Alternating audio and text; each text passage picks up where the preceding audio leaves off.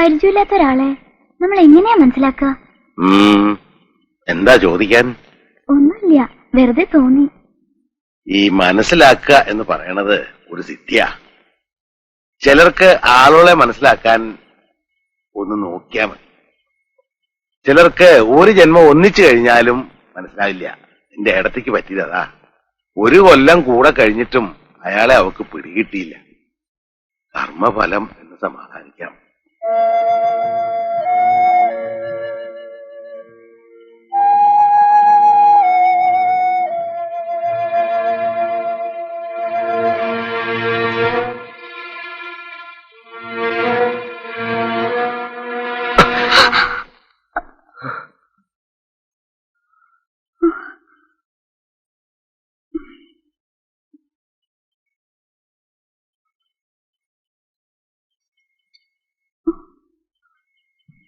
വെള്ളം.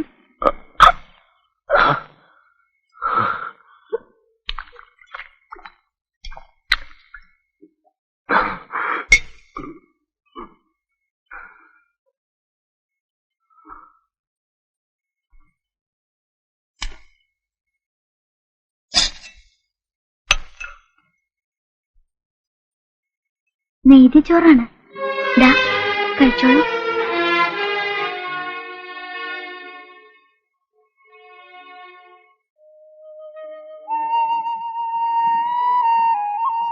എന്താ കരയണേ?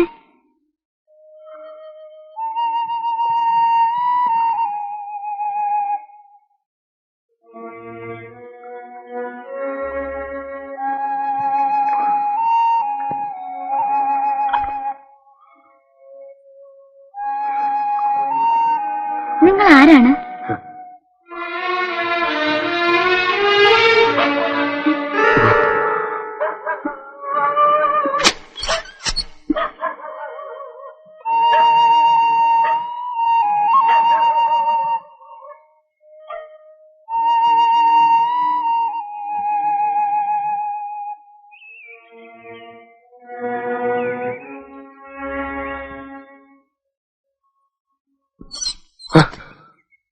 ഞാനാണ്, പേടിക്കണ്ട കേട്ടോ.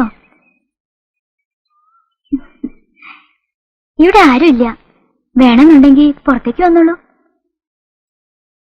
വന്നോളൂന്നേ, ഞാൻ നുണ പറഞ്ഞതല്ല. എല്ലാവരും പോയിരിക്ക. ഏടത്തിയുടെ ഭർത്താവ് രാവിലെ ഡ്യൂട്ടിക്ക് പോയി.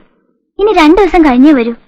അച്ഛനും ഏടത്തിയും അമ്പലത്തില് ഒരടിയന്തരമുണ്ട്. ഞാനൊരു സൂത്രം പറഞ്ഞിങ്ങോട്ട് പോന്നു. പല്ലുവേദന. പല്ലുവേദന ഉണ്ടോ കുട്ടിക്ക്? ഹേയ്, എന്റെ പല്ലിനൊന്നും ഒരു കേടുമില്ല. ഞാൻ കള്ളം പറഞ്ഞാലും അച്ഛൻ വിശ്വസിക്കും. പാവം, എന്നെ അത്ര ഇഷ്ടാ.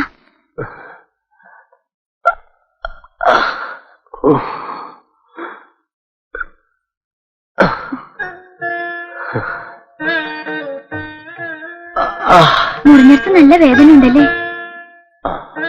എങ്ങനെയാ മുറിഞ്ഞത്? വെടികൊണ്ടതാ. ഈശ്വര, വെടികൊള്ളേ? നെഞ്ചിക്കൊള്ളുകയായിരുന്നു ഇതിലും ഭേദം. ഇത് വേദന കൈ അനങ്ങിയ സഹിക്കാൻ പറ്റണില്ല. ഞാനൊന്ന് നോക്കട്ടെ.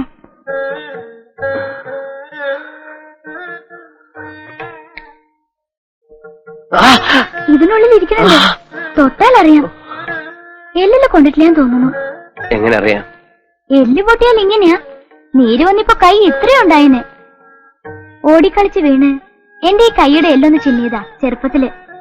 എന്റെ അമ്മേ, എന്തായിരുന്നു വേദനയും നീരും.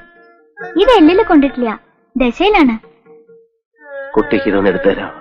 ഞാനോ? അയ്യോ, എനിക്ക് പേടിയാ. ആശുപത്രി പോയി ചെയ്താ മതി. ഞാൻ പുറത്തിറങ്ങിയാൽ പിന്നെ അതിന്റെ ആവശ്യം ഉണ്ടാവില്ല. എന്നെ കിട്ടിയവർ കൊല്ലും. ആര്? എന്നെ തേടി നടക്കുന്ന ചിലരുണ്ട്. അവർ രാത്രി ആരും കാണാതെ എവിടേക്കെങ്കിലും ഓടിപ്പോയിക്കൂടെ? രക്ഷപ്പെടണം. അതിനു മുമ്പ് ഈ വെടിയുണ്ട എടുത്ത് കളയാൻ പറ്റിയിരുന്നെങ്കിൽ. ഇതെന്നെ വേദനിപ്പിച്ച് കൊല്ലുന്നു. ഞാൻ എങ്ങനെ സഹായിക്കാം? നന്നായിട്ട് ഞെക്കി നോക്കട്ടെ, മുള്ളെടുക്കണ മാതിരി. മൂർച്ചയുള്ള കത്തിയോ ബ്ലേഡോ എന്തെങ്കിലും ഉണ്ടോ? ആ, അച്ഛൻ മുഖം മിനുക്കണ കത്തിയുണ്ട്. അസല് മൂർച്ചയാ. അതൊന്ന് കൊണ്ടുവരാം, കുറച്ച് തുണിയും. എന്നിട്ട് കൊണ്ടുവരൂ.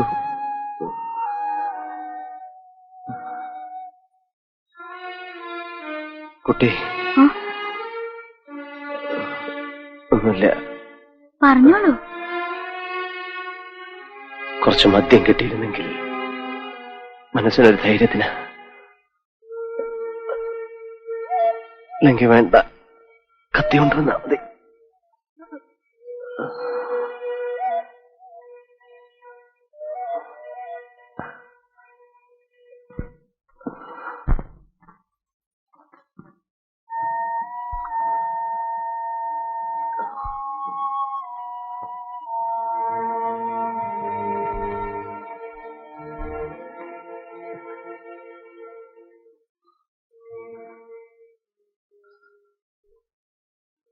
എന്റെ അമ്മ അന്നേ പറഞ്ഞതാണ്, ശിവൻകുട്ടി ഇത് അപകടമാവുമെന്ന്.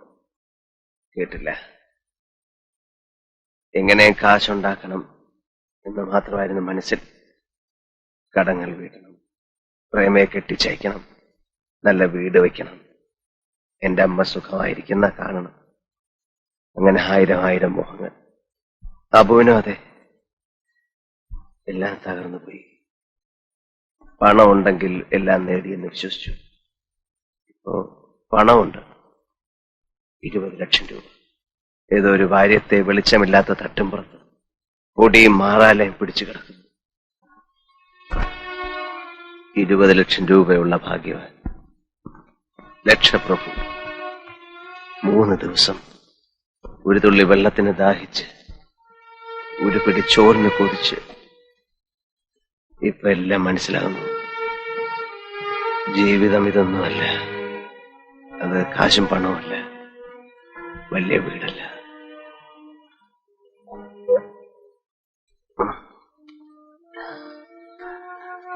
പാവാബു മരിച്ചോ ജീവിച്ചോ ആർക്കറിയാം. എന്നെ അവര് കണ്ടെത്തും, ഇന്നല്ലെങ്കിൽ നാളെ. മതി കുടിച്ചത്.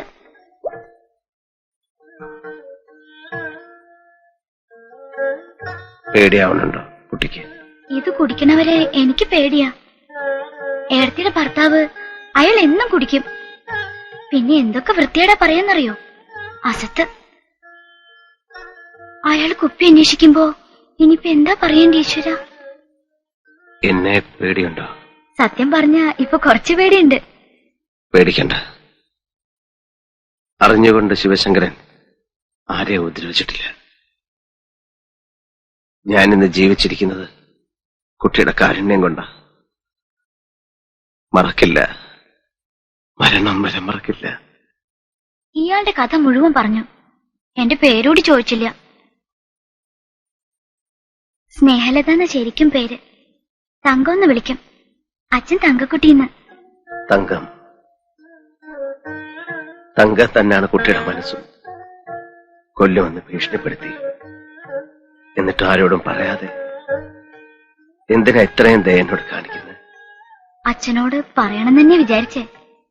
പിന്നെ എന്തോ തളർന്നു കിടക്കണം നിങ്ങളുടെ മുഖവും അമ്മയെ വിളിച്ചുള്ള കരച്ചിലും പാവം തോന്നുകയും ചെയ്തു. എന്ത് ചെയ്യണമെന്ന് ഒരു നിശ്ചയില്ലായിരുന്നു. ഭഗവാനെ ധ്യാനിച്ച് തുളസിയിലിട്ട് നോക്കി. 3 പ്രാവശ്യം കമിഴ്ന്ന് തന്നെ വീണേ. ഭഗവാന്റെ ഇഷ്ടം നിങ്ങളെ സഹായിക്കണമെന്നായിരുന്നു.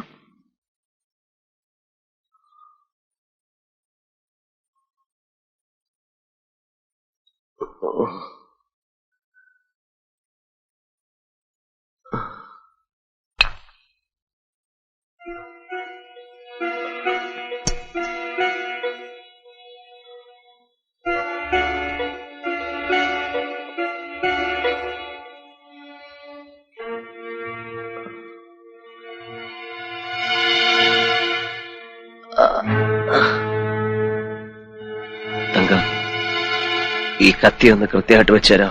വെടിയുണ്ടായിരിക്കുന്നതിന്റെ മുകളിൽ.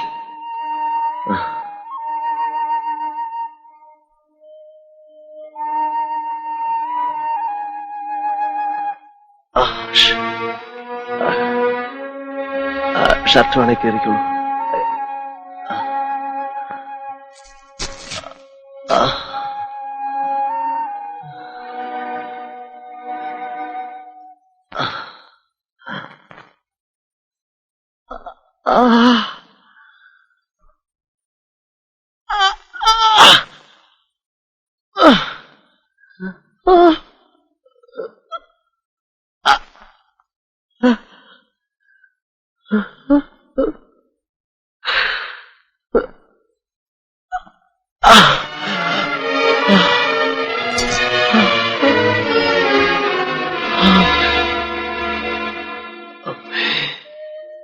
അമ്മേ,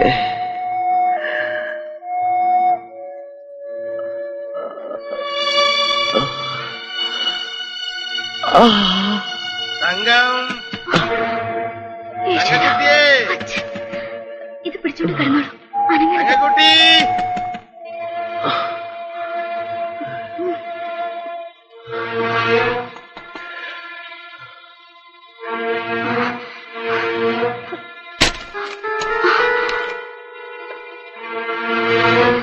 തങ്കക്കുട്ടി,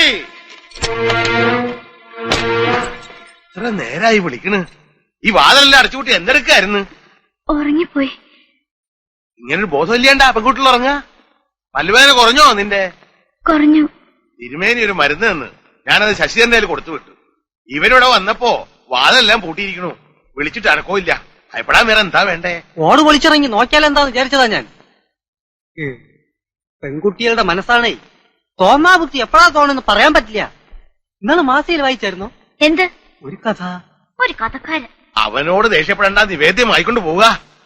ചെന്നിട്ട് 100 കൂട്ടം പണി ബാക്കിയാ. ഇടത്ത് കഴിക്കാ നിവേദ്യം വാങ്ങ. എവിടുന്നായി പുതിയ സ്വഭാവങ്ങൾ പഠിക്കണേ? ഉറുമ്പിത്തിരി കൂടുന്നുണ്ട്. തങ്കത്തിന് വഴക്ക് പറയണ്ടാവാരേ. എവിടെ തങ്കം? മരുന്നിവിടെ വെച്ചിട്ടുണ്ട്. ഞങ്ങൾ അമ്പലത്തിലേക്ക് ഇറങ്ങാ. വരാ.